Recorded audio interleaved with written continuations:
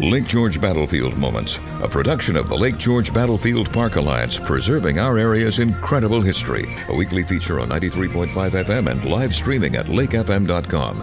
Here's the president of the Lake George Battlefield Alliance, John Denuzzo. Welcome, everyone. This is John Denuzzo, Lake George Battlefield Park Alliance. I'm joined by Dr. Phillip Hamilton, professor of history at Christopher Newport University in Newport News, Virginia, author of The Revolutionary Lives and Letters of Lucy and Henry Knox. Phil is also working on a Knox biography, which we'll probably talk about more in next week's podcast. But Phil, welcome. We're focused pretty much, this is the time of year when Henry Knox was up north here, trying desperately to move 60 tons of artillery 300 miles from Ticonderoga to Boston. Obviously, the Lake George area, Lake George Battlefield Park, Fort George, etc., played an important part. Are there remnants of things in the Lake George region that people could see other than the monuments? Well, you could look at the remains of Fort George. That is certainly a spot that was very important to Knox, as we mentioned. But outside of that, there really isn't much, physical evidence that the expedition was there. There really isn't much archaeological remains left from Knox. In terms of sites to see, the main thing to see is, of course, in addition to the historical markers, is Fort George. It was an incredibly important location for Knox. He spent a number of nights there. He was there from December 4th to the 5th, and then he was there from December 12th to the 24th of December. Now, the only evidence that we have that he was there was that he dated his correspondence during those two periods from Fort George. So we know he was indeed there. But the other than that, the only other thing to see in the Lake George area is I would argue the Bloody Pond.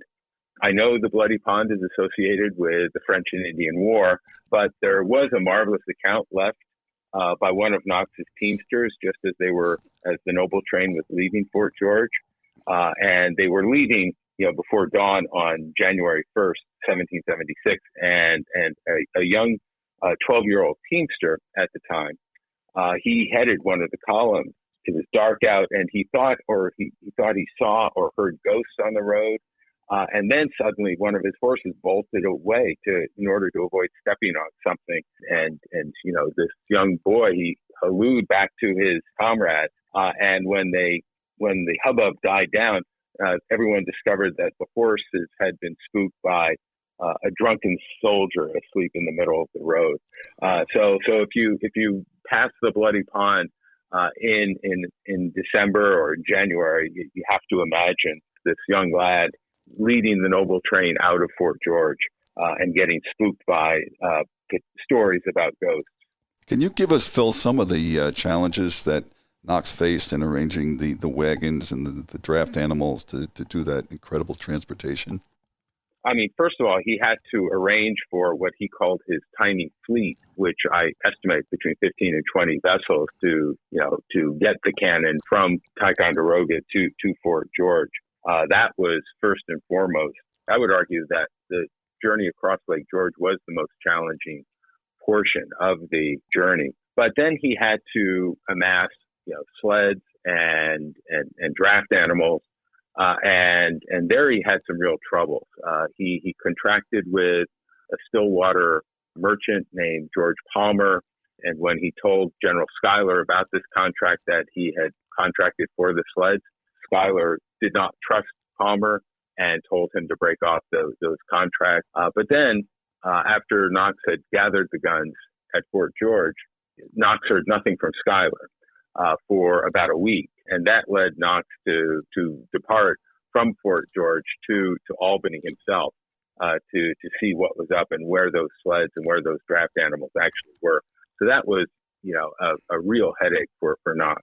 And wasn't that right around Christmas time? Yes, it was. Yeah. Knox, he left Fort George with a handful of men on Christmas Eve. And I think we could do a podcast alone on Knox's trek from Fort George to Schuyler's mansion in Albany. It was an extraordinary journey. They left during a blizzard, and they encountered 3 feet of snow. It took them 4 days to make this journey, and Knox confronted blinding snows. His horses repeatedly gave out along the way, so Knox had to walk miles on foot in unbroken snow. And for him, he was trekking through an unknown countryside. So that was very, very challenging for him. And that was after he had gotten those boats from Ticonderoga to Fort George. So it really was a very challenging time for him at that point. Boy, talk about perseverance. I mean, did he ever seriously, from your research of him, did he ever seriously consider giving up and going back to Washington and saying, hey, I just can't do this, or just abandoning the whole cause? I would argue that no. Knox was an extraordinarily determined young man at this point in his life. And the only indication that he thought he might be beaten by the elements was when he got the guns to Fort George. This was a letter that he wrote to Washington. He wrote, "It is not easy to conceive the difficulties we have had in getting the guns over the lake owing to the advanced season of the year and contrary winds. 3 days ago, it was very uncertain whether we would have gotten them over until next spring. But now, please God, they shall go." And so, Knox, he realized that he might be beaten by the elements, but he was certainly going to challenge those elements with every fiber in his being. Fantastic. Were they rowing or sailing the boats as they came south on Lake George? Yeah, they had to row because the journey was performed during a nor'easter that was blowing up from the south. So they were struggling against the winds throughout the entire journey. And Knox and the men were freezing with cold. There was one diary entry in Knox's diary that he kept during the journey, in which he said, the men were rowing exceedingly hard for several difficult hours of contrary winds. And then the men finally begged Knox to make landfall so that they could warm themselves. And Knox acceded to their demands because he was freezing himself. And then he finished this entry up. We warmed ourselves sufficiently and took a comfortable nap. And then after that comfortable nap, Knox got him up and back into the boat to make it to Fort George. So he was very determined to overcome the elements, but it was a very, very difficult journey, to put it mildly. Another example of the challenges that this getting these boats across the lake confronted Knox and his men had to do with Knox's brother William, who was on the expedition, but William was left in charge of bringing up the rear of Knox's fleet. And one of the vessels that he was in charge of sank, and so he had to quickly write his brother a letter, and he wrote, "Our scow sank." This was near Sabbath Day Point, but luckily so near the shore that when she sank, her gunwale was above water, so that yesterday we were able to bail her out and tow her to the leeward shore of the point, where we took out 3 of the mortars, and by hauling the cannon aft, balanced her, and now she stands ready for sail at the first fair wind. So hopefully our listeners can imagine the grueling work of these men having to stand in the water and refloat this vessel, right? And then all the while they're confronting this howling tempest of wind and snow. And it was really extraordinary. Amazing. And we're at the Lake Radio studios here, and as I look east, I can see the state property that basically includes where Fort George was and much of the early parts of the overland journey by Knox, right out this window here. And obviously we've got a lot coming up with the 250th anniversary of the Declaration of Independence and the entire American Revolution. Knox's heroism takes place very early in that struggle. Now, you, Phil, obviously being a Knox scholar, are you very involved in terms of speaking engagements, further research, and such for next year and the years ahead as the 250th really kicks into high gear? Well, I'm getting more speaking requests over the last year than I've gotten in past years, and I take it that's because of people's interest in Knox and in particular in his efforts with the Noble Train. And so I've got several speaking engagements up your way. but nothing during the actual anniversary at this point in time. I see. So as you work on the full biography of Knox, I'm sure it will become a very popular book among the American history aficionados. Are there things we didn't know about Knox before that you're uncovering through your research?